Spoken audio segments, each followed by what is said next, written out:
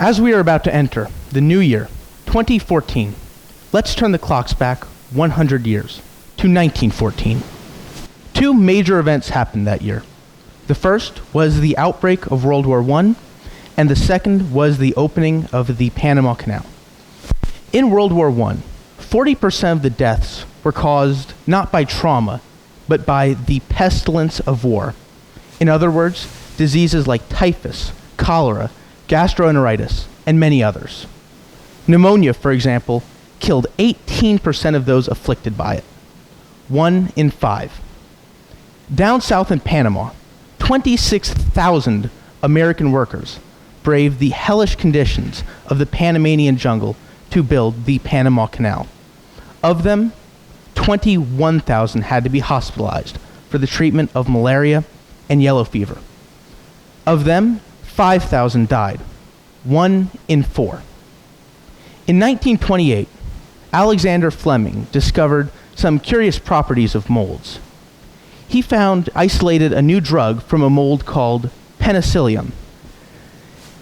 Can anyone guess what the name of the mold was? What the name of the drug was? You got it.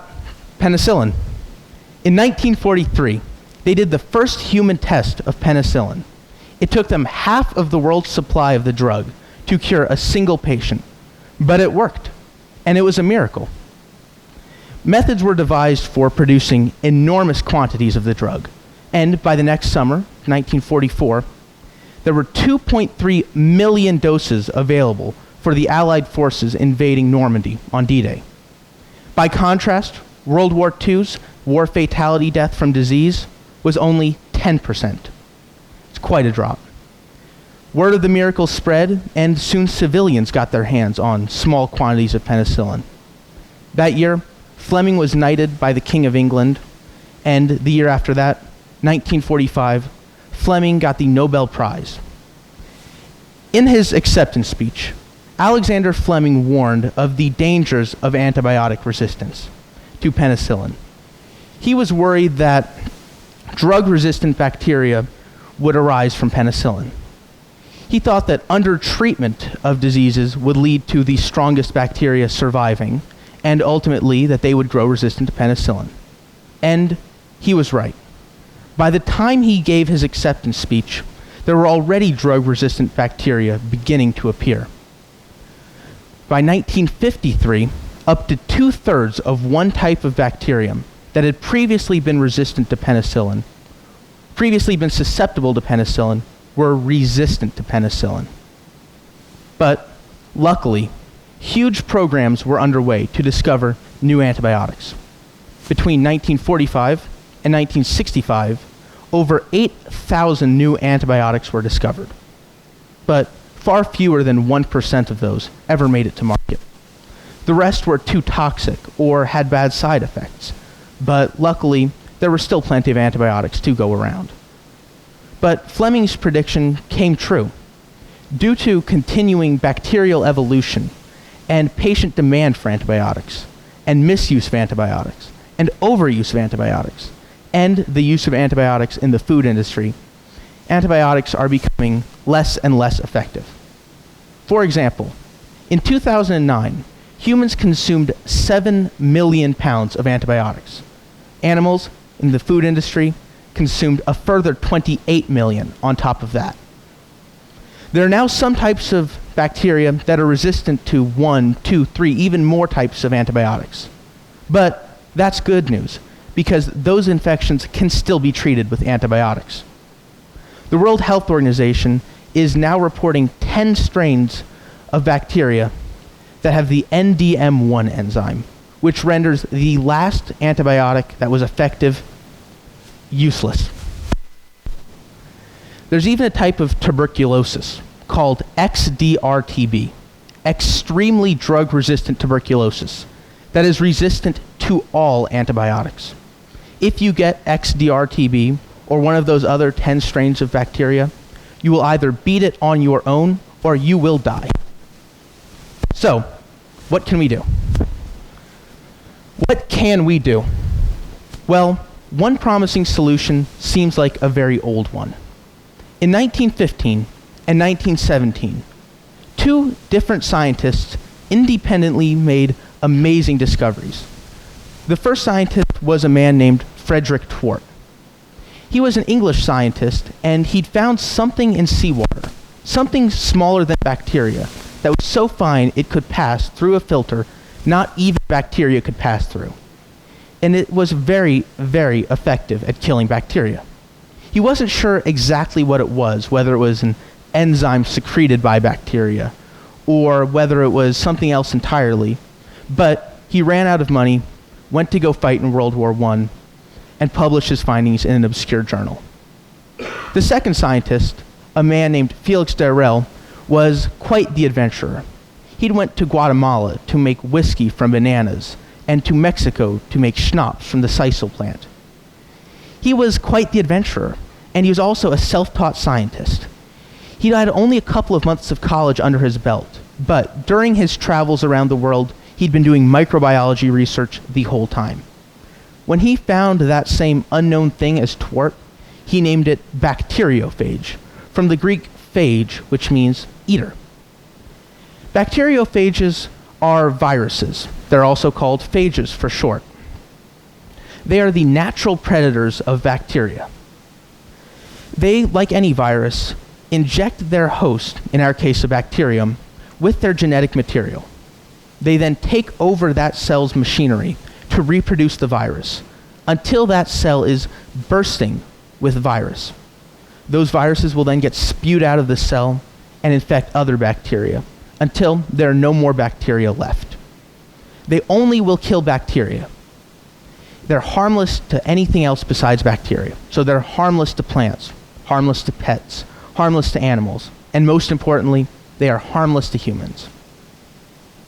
So when Felix Terrell went to India, he went to villages where cholera was endemic. He put phages in their water wells, and within just 7 months, the fatality rate from cholera dropped from 80% to just 6%. It's amazing. So then why have we never heard of phages? Why have we never heard of Felix Terrell? Well, the answer is penicillin and the flood of antibiotics that followed it. You see, antibiotics are easy to produce. They're relatively stable. You can make them in large quantities, and most importantly, they will treat a wide variety of bacteria. Unlike phages, which are more like a magic bullet. So unless you have a phage for the exact type of bacterium you're trying to kill, and you have that exact phage for it, a phage treatment won't work. But in some places in the world where they didn't have antibiotics, like the Soviet bloc countries during the Cold War, they turned to phage treatment. And it worked very effectively. They used cocktails of bacteriophages to treat infections caused by multiple bacteria. And it worked really, really well. But when they got access to antibiotics, phage therapy fell into disfavor. So then why are we talking about ancient history? Why are phages relevant to today? Well, the answer is that the pipeline of new antibiotics have run dry. It costs hundreds of millions of dollars to produce a new antibiotic. And unlike drugs for diseases which patients will only take for a couple of days to a few weeks at a time, patients will only take antibiotics for a short amount of time. So there's not that much money to be made in antibiotics. But my research covers phage production from a different angle. I created a technique to produce phages with minimal expertise, minimal technology, and most importantly, essentially no cost. In effect, suitable for the developing world, or for after disasters, or for places where there's no clean water. So let's say you want to prevent bacterial contamination on ground beef. What I did was I made some beef broth. I used my local organic grocer's beef broth because A, I'm not very good at cooking, and because B, it doesn't have preservatives to prevent bacterial growth. So I deliberately contaminated that beef broth with E. coli, a disease-causing bacterium, and I let it sit in the cabinet for a couple of days. Bacteria will grow wherever there's moisture, warmth, and nutrients. So like a shoe, or an armpit, or an egg salad sandwich at a summer picnic. So when I came back, the beef broth was nasty. It was smelly. It was murky. It was disgusting. Did I mention the smell? But then I did something a little bit strange. I went to the canals near my house, and I took a handful of dirt, and I put it into the beef broth. Then something amazing happened. The beef broth became clear. The phages inside the soil had killed the E. coli inside the beef broth and had rendered it sterile. Then I put that beef broth through increasingly fine filters until I put it through one so fine not even bacteria could pass through it. Then that solution that came out looked sort of like that E. coli, that broth, that bacteriophage solution that the Russians had used. It was clear, it was golden, and it was sparkling. It was completely free of bacteria, but was full of one thing: bacteriophages. Now, here's the really interesting part. If you put that solution onto ground beef, and then you deliberately contaminate that ground beef with E. coli, the E. coli will not grow. The meat will not make you sick. It's amazing. This can save lives. Scientists, so where can you find these E. coli bacteria? The bacteriophages, rather. Well, the answer is you can find them wherever you can find bacteria. See, like I said, they're the natural predators. So you can find them in sewers, in mud bogs, in seawater, in feedlands, and any of a multitude of stinky places. But scientists now are trying to capitalize on the amazing potential of bacteriophages. They're putting them into wound bandages for after surgery to prevent infections. They're putting them into IVs, into catheters of all types. They're putting them into inhalation form for patients with pneumonia. And they're also putting them into food packaging to prevent foodborne illness. Phages really are the virus that could save your life. But my research covers phage reduction for the developing world, where 5,000 people per day die of gastroenteritis.